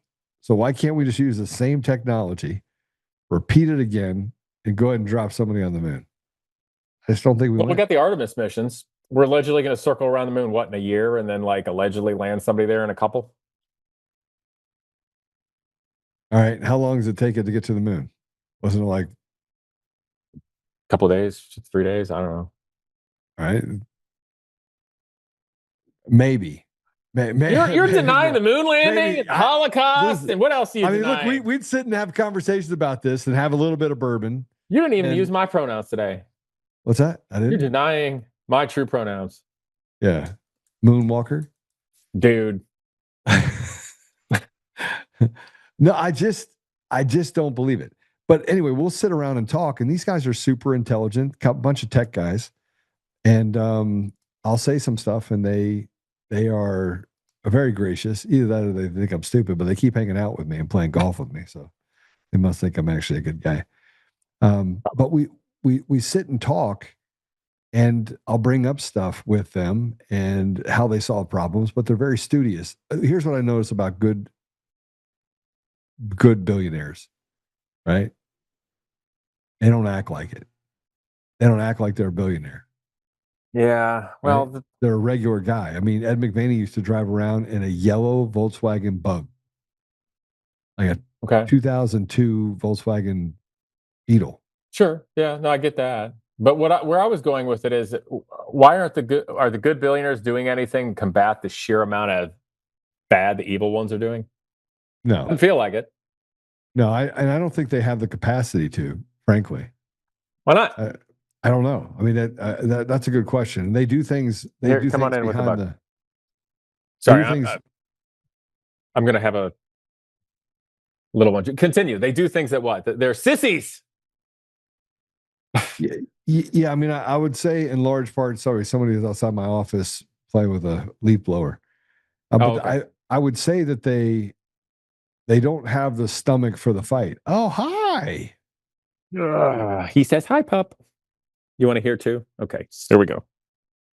Here you go. You get to hear me. Hi. How are you? Hi. You gonna wave? This is my garage buddy. Wave, you silly. Okay, anyway. I'm sorry, you were saying about them? Well, they just don't have they don't want the conflict. I mean, one of the reasons why some of these people have gotten to the place what they're at is because they were able to they're able to avoid conflict. Right? Yes, that is true. That is true. Play politics. Most billionaires in the world were created by the CIA, though. Most of them. That's quite possible. So you don't get to that level. They spend a lot of time taking away wealth from people. They spend a lot of time taking away wealthy people? They taking away wealth from people. Oh, that's all there is anymore. Right? Nobody creates anything. That's where it comes from. So they want to take it away from people who they don't think deserve it and or want to create institutional and or generational wealth for others. Correct. So, I mean, look at old Vivek Ramaswamy. That guy appears to make his first $135 million from just a big pharma rug pull scheme. It sure smells like he was manufactured to me. He 100% was manufactured. Right? He doesn't have a lot of substance, and the way that he talks, he can't answer a question. He is like he's Kamala Harris. He's a male Kamala Harris. But smarter. Yeah, smarter. Yeah. You know, and his college scholarship money was paid for by people with the last name Soros, and people are like, well, it's not George Soros. I'm like, really? Where'd the money come from? Hi. I know, but you can have it yours. Continue. Sorry. No, so I look at it. I look at it from the perspective of where we are currently versus where we want to go, and I don't see a way that we get to where we want to go without, frankly, well, how about this? It going to kinetic. How about this as a positive note? We'll end it on a positive note because I've got females that want to go to dinner. All right. Never argue with a woman's stomach. No, I agree with you. Is that a thing? Is that a saying? Right? Are you hungry? Yeah. Okay. Yes. So how about if anybody constructively and for the right reasons, metaphorically, walks right out in the open field and says, this is the way it needs to be. This is in it for everybody's best interest. How about we get behind that person and stop being a bunch of cowards? We tried and bring to. all of our other friends with it. His name was Donald Trump. I mean, think about what we did. We did that. Well, let's get to tar and feathers. No, I just think that he got into a place, and this is me looking at some good people. Yeah, I would say that Bobby Kennedy has done some really good on the medical freedom front. I think so, a little. Right. Wait, I need that one, puppy. And I say, I want that one too. Say hello. Bobby Kennedy, yeah. But he's great. I mean, he is laser focused. Tulsi Gabbard. But here's the problem. Both of them are Democrats, which then leads you down the path of, all right, so if they're both Democrats, then maybe there's something to this. The idea that they're trained to actually solve problems or to create it. The Democrats? Yeah. Which that leads to another question. Wait, puppy. I'm ruining this for you. Sorry. That's all right. So, okay. So it seems like you just said something nice about Democrats. Did I hear that correctly? Or did my little one take the ear out of my head? No, I did say something nice about Democrats. There are very good Democrats. I'm sorry. I have lots of friends that are Democrats. 100%. You know, and the funny thing is, if their party just didn't have a few idiotic aspects about it, I might think about it. But then again, the Republicans have so many idiotic things about it. I might be thinking about it. So that's why I think we all should think about things right now. I can't get behind the Democrats, bro. I got females that want dinner. Hey, do have dinner. Casey, it was great to have you on. Bye. Thank you. Be positive, people. Be positive. There's a future. Okay, I gotta go. See you, brother. I'll talk to you later. See you, dude. All right. So Casey's a pretty awesome guy.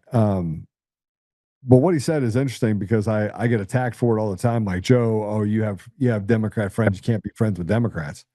And I'm going to tell you, you can be friends with Democrats. And frankly, there's a lot of really good Democrats out there. Another thing that he said that kind of shook me a little bit is that we shouldn't debate. We should have a conversation. We should never debate the ridiculous, number one. But beyond, go ahead and we should never debate the ridiculous. And I tell people all the time not to debate the ridiculous, but there's a part of me that gets a little bit enraged because the rage is that, man, people actually believe this stuff and it's harmful. It's doing harm to people. But I try not to. I'm trying to get to a place where I just recognize people for being retarded. But other times I look and I go, well, that's a bot. Or this is just one of those creeps that thinks that, I mean, they live on the edge of being just mentally ill. But a vast majority of Democrats and Republicans are completely disconnected with day-to-day politics. And the frenzy that gets created, this wave that gets created, is much, that this happened today and this happened tomorrow. And this is, now somebody got shot on the Capitol, and it comes on the heels of some politician that's, calling for violence or saying that, that the military needs to disobey President Trump's orders. It is all created on purpose. It is theater. And my fear is that we haven't started to kind of get to that place where we recognize what they're doing to us, which is dividing us. So what if we could get to a place where we could just have conversations about what the community needs and not some of the ridiculousness that the left and the right perpetuate? Oh, we're going to be tough on crime. Well, instead of saying you're going to be tough on crime, how about we're going to build and take away, we're going to build into and take away education deserts. We're going to put air conditioning into schools that are, perpetually poorer. We're going to check the teacher salaries, and we're going to get rid of unions altogether inside of schools, because all they've done is just do the slow march through the institutions. Like I don't even, and maybe this is me just simplifying things too much. I don't even believe that it's a communist and socialist issue, because you have people like Jared Polis that's saying, we see President Trump being more socialist. And I'm thinking to myself, the whole country is dealing with a meld of socialism in how we handle things, socialized medical care, but then we let them have capitalist societies over here and how they service it. So you'll have, big pharma and healthcare companies that make record profits, billions of dollars every quarter. So I just think that we are just dazed and confused. We're like keep getting punched, and we're just trying to figure out how to get out of it.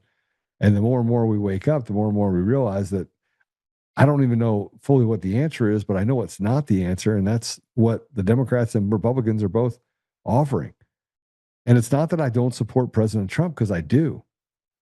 But damn it, I mean, the amount of lawfare that's out there.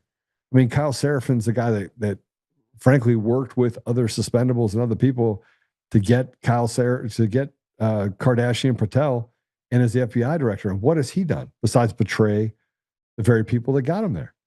And it's a perpetual circle. We just keep doing it over and over and over again. So I don't know. I mean, it's I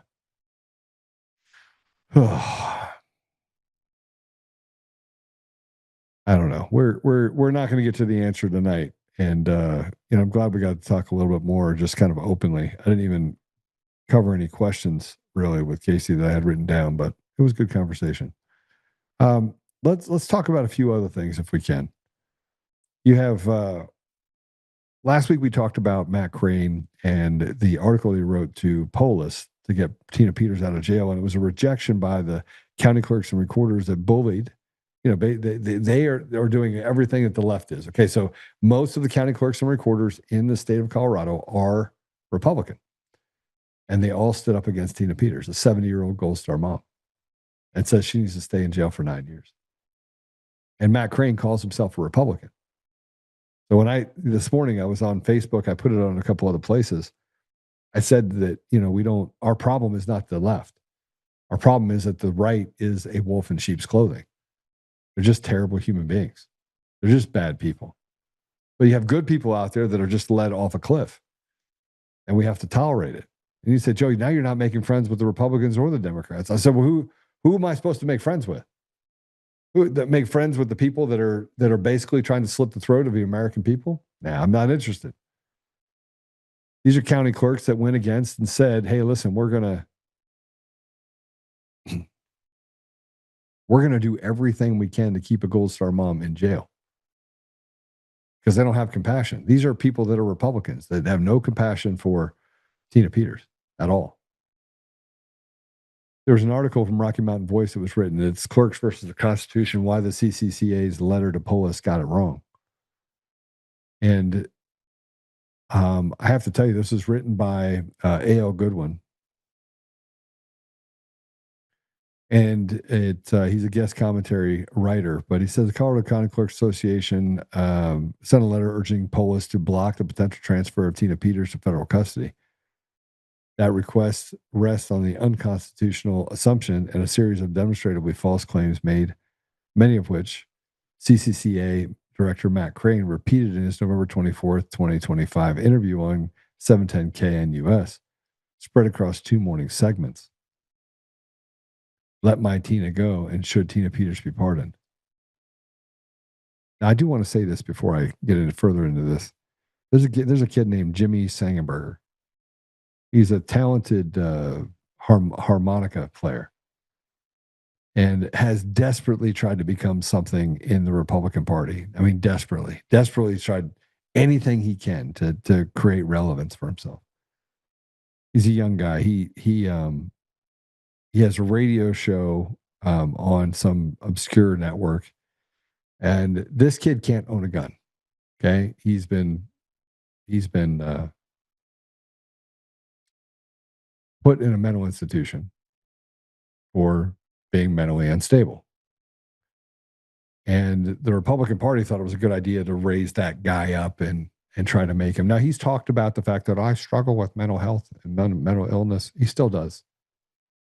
He still does. But he's one of the people that has gone out and said that Tina Peters should stay in jail. So he wants you to have compassion for him and the fact that he had mental health problems and he's still working through them, but he doesn't want you to have compassion for a 70-year-old Gold Star mom. Here's what was written in here by Goodwin. Tina was not charged until March of 2022, and therefore she had no bond conditions whatsoever in 2021. Tina did travel to Texas, and in August of 2021, due to the threats made against her, not to evade anything, she was fully free to travel, remain reachable, stayed in contact with her staff, and continually performed her duties. Most county offices were still operating under COVID remote work protocols, making her brief travel entirely consistent with normal operations. And the hard facts speak for themselves. Once she was placed on bond, Tina Peters remained fully compliant for 31 months without a single incident or violation. She appealed for everything, met every requirement, and demonstrated the opposite of flight risk behavior. Crane's flight risk narrative is manufactured the whole cloth. It is one of the several false claims now being used to justify suppressing Tina's speech and keeping her incarcerated. Elbert County Clerk Ron Braun publicly rejected the CCCA's position in December 1 letter, arguing it denied the federal transfer based on what Peter may say, violating First Amendment principles. Braun objection directed contradicts the CCCA's rationale, which is rooted in the misconduct but in anticipated speech. In their letter, the CCCA argues that Tina Peters should remain in color custody because they fear what she might say. We're deeply concerned that if transferred, Ms. Peters would continue disseminating the same false narratives. First of all, it's not false. It's completely true. But, never let Matt Crane tell you something that he has created a narrative with to cover up the crimes that were committed by the left. Because I will say this again, it is not just wings of the same bird. It is the same thing. They are the same people. One wears a blue t-shirt, one wears a red t-shirt. When the events in Mesa County became public, clerks in Colorado stepped forward to explain the truth. The system had worked, the safeguards had worked, and Ms. Peters' claims were not accurate. It's just not true. This is open censorship. The CCCA is asking the state to restrict a citizen's liberty based on her viewpoint, direct violation of the First Amendment. This request mirrors the unconstitutional reasoning used at sentencing, which protects political speech when treated as punishable conduct by a judge. Whether the pen or by the sword or by the mouth, you are a danger to society. Judge Barrett at sentencing. Tina's habeas corpus petition is rooted in the clear violation of her constitutional right to free speech. Whether anyone agrees with Tina Peters' view is irrelevant. County clerks demand harsher confinement to silent speech they dislike. It's not only unethical, it may violate 18 Code USC 241, conspiracy against rights. If two or more persons conspire to injure, oppress, threaten, or intimidate any person in the state, territory, commonwealth, possession, or district in the free exercise of enjoyment of any right or privilege secured by him by the Constitution or the laws of the United States, or because they have so exercised the same, they shall be fined under the title or imprisoned not more than 10 years or both. So maybe, just maybe, based on the lies that were done, Mr. President, you can actually just go down there and arrest Matt Crane and throw Matt Crane and the county clerks and recorders in Colorado, throw them in prison. I want to remind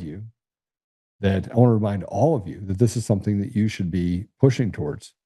And you want to know why you should be pushing towards this? It goes on further, by the way. It goes that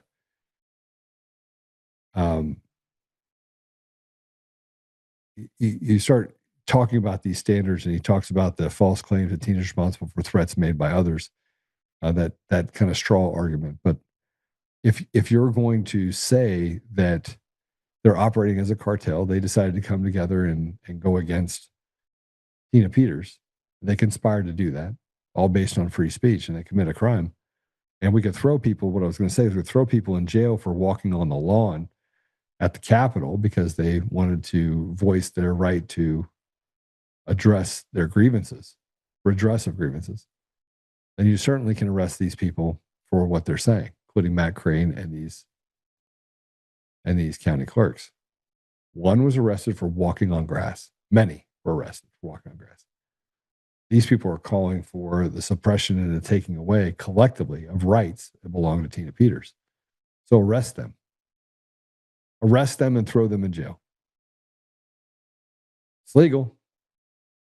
But we won't do that because we don't have the stomach for it. We don't have the stomach for doing right by the American people. All right. Let's, if you get a chance to read it, we'll put it up in the comments. You can read the actual article itself. Here's an article by Elon Musk talking about the massive fraud that's happening, aided by state governments themselves. You know, the more and more we get into all the crimes that were committed by people, the less likely you are to see anyone get arrested. Massive fraud is happening, aided by the state government themselves. And it starts talking about not complying with USDA anti-fraud data requirements. 21 states, all blue states, have said they're not going to give that information to the federal government. 29 said that they would. And it's just a way to get to the bottom of how much of our money is going towards. These are SNAP benefits, by the way. How much of our money is going towards illegals. And you're going to find that a vast majority of it is going towards illegals. And we should do something about it. We should be doing something about it.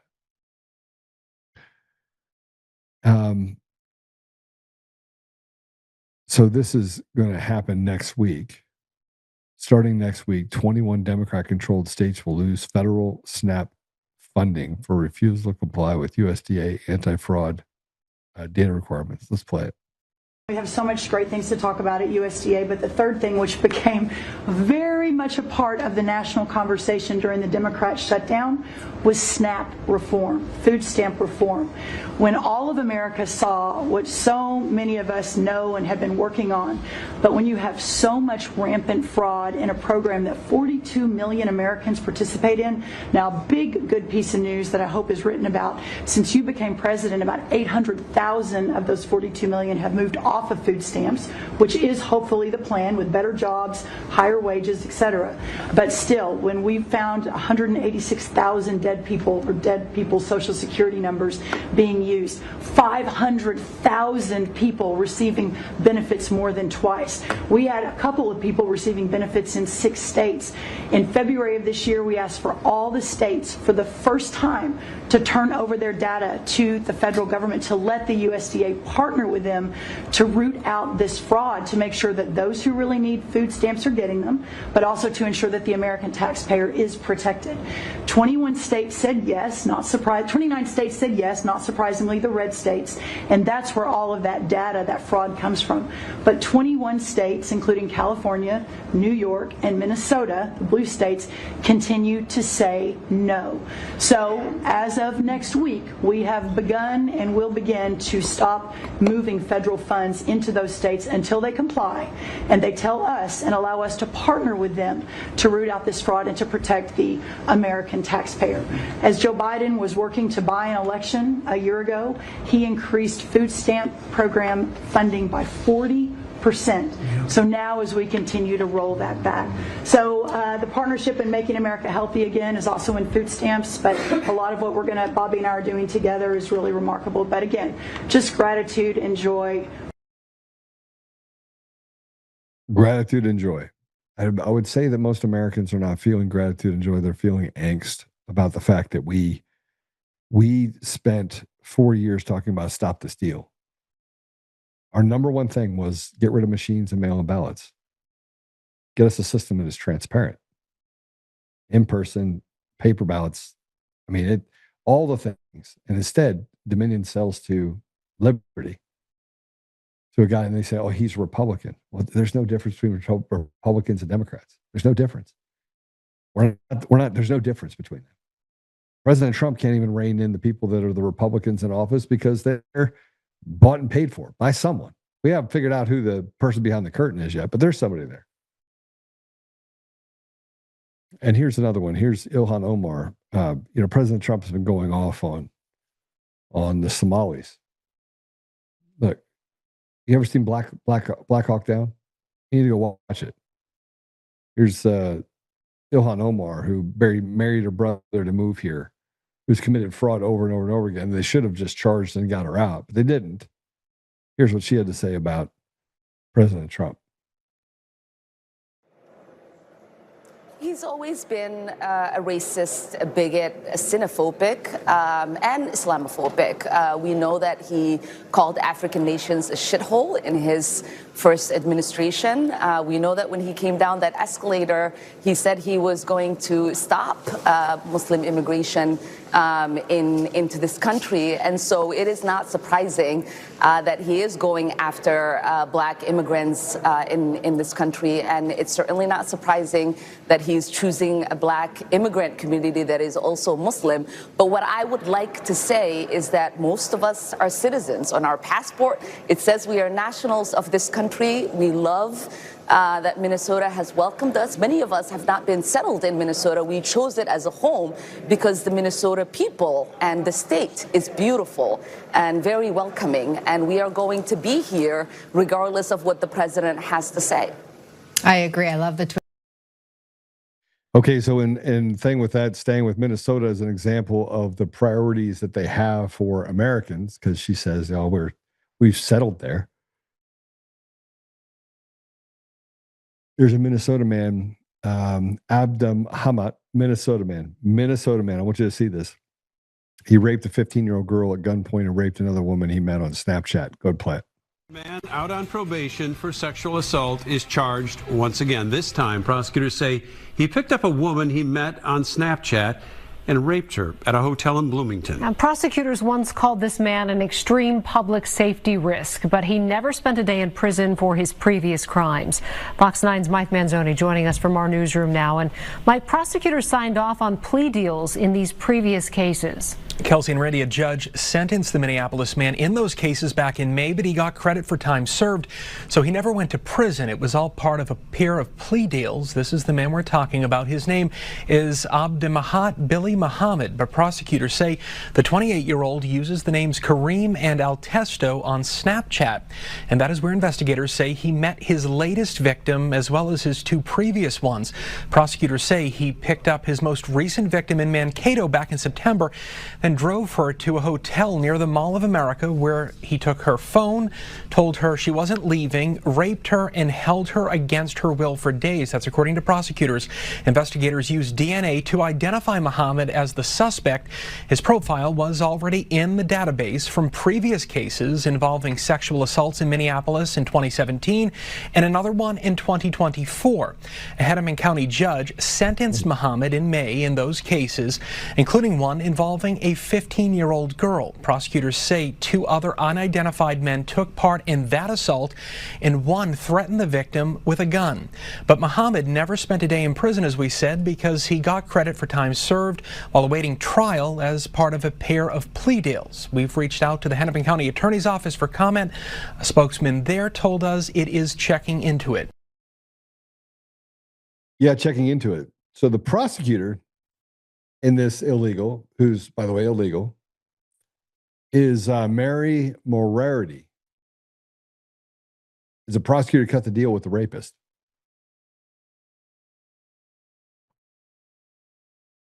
I don't even know what to say about it. I'm good. Take this piece of shit down. That's the problem, is our entire system is rotted and it's designed two dimensions. The American people get charged. Tina goes to jail for 9 years. This guy rapes 3 women, changes the trajectory of their lives forever, and he never spends a day in jail. The American people have had enough. They've had enough. You want to see piss, you're about to see it. I can tell you right now, I believe that it's getting to the point where people like this prosecutor, people like Kyle Clark, people like that commit treason, that basically victimize our society, people are going to turn. They're going to turn. And it is going to get interesting. I want to tell you what else is interesting. Canada created a euthanasia program in 2024. Or in 2024, they had 16,499 people that were killed in Canada's program. Let me just tell you a few of these facts about this. 6.9% was the increase up from the previous year. There were a total of 22,535 requests that were made. Of those, the government granted nearly 75%. Others were either ineligible, died from other causes, or withdrew requests. The program accounts for 5.1% of all deaths in Canada every year. The majority, 95.6% of deaths in 2024 were under track 1, people who are considered reasonable, foreseeable, terminal illness, comorbidities, things like that. For track 1, the average age was 78. Track 2, non-terminal but grievous conditions, chronic pain, frailty, neurological diseases. The average age was 75.9. Women made up 57% of track 2 euthanasia deaths. 85% of the deaths occurred in 3 provinces: Quebec, Ontario, British Columbia. And although annual MAID deaths continue to rise, the rate of growth is slowing. 36.8% jump in 2019-2020 to 6.9% increase from 2023 to 2024. Okay, so I don't know who needs to hear this, but they're saying the quiet part out loud. They're putting stuff in our bodies. They're convincing us that, hey, just pinky swear, if you vote us in, we're going to take care of you. They don't. Nobody goes to jail on the government side. The bureaucrats run the day, create enough chaos that, frankly, you can't see through it. But at least they can say that violent criminals have been arrested 20% more this year than last year. It's a silly, silly thing. Let's look at some of the comments that you guys have to say. You're going to go eat hungry? Yeah, I'm hungry too. I think I'm going to go eat. Yeah, me too. I think I'm going to go do that. That's a good idea.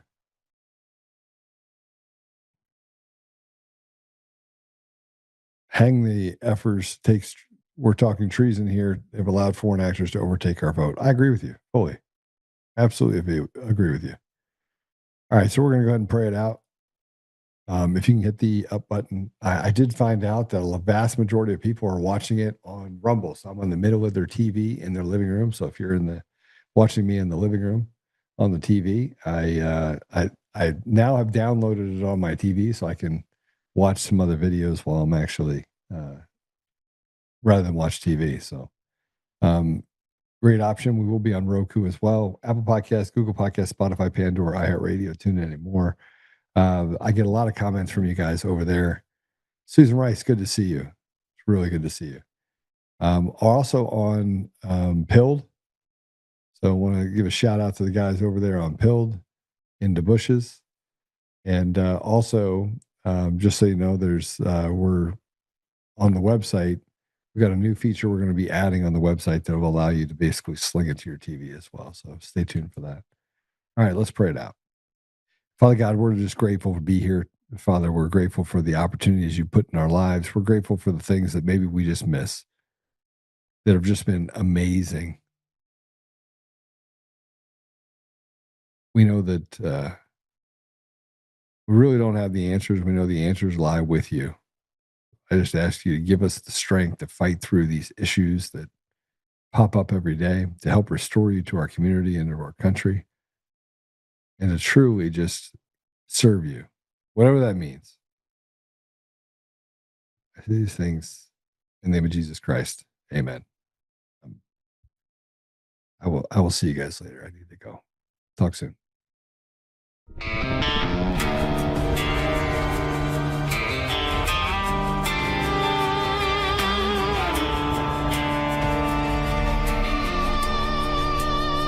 Rise up untamed in the heart of the fight where the wild ones roam. Joe Oltmann's calling, bringing truth back home. From conservative daily to this untamed fire, we shatter the silence, lifting spirits higher. No chains can hold us, no lies can prevail.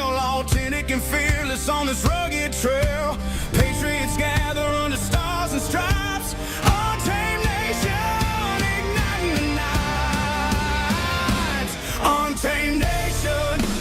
truth roll out in this land of the free. Standing proud from sea to shining sea, we won't back down.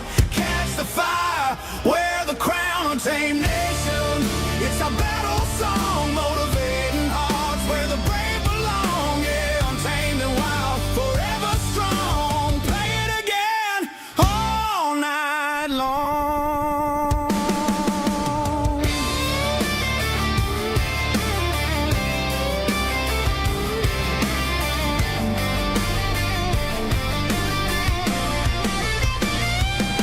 Break the mold, chase the real, no more games, time to heal. Joe's voice leads the untamed crew. Truth matters through and through. Untamed nation, let the truth roll out in this land of the free. Standing proud from sea to shining sea, we won't back down. Catch the fire, wear the crown, tame nation. It's our battle song, motivating hearts where the brave belong. Yeah, untamed and wild.